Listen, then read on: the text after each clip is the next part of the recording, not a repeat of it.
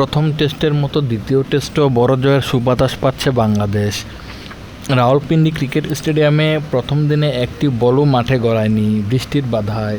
দ্বিতীয় দিনে প্রথম ব্যাট করতে নেমে পাকিস্তান 10 উইকেটে 274 রান করে।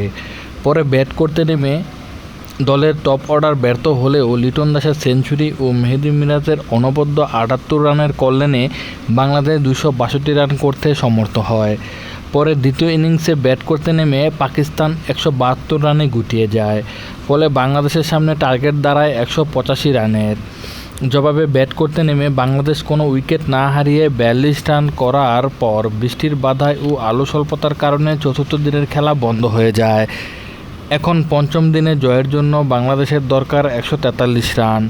বৃষ্টি বা কোনো প্রাকৃতিক দুর্যোগ না থাকলে বাংলাদেশ টিমের একজন ডাইহার্ড ফ্যান হিসেবে পঞ্চম দিনে আমরা বড় জয় আশা করতেই পারি বাংলাদেশ টিমের কাছে।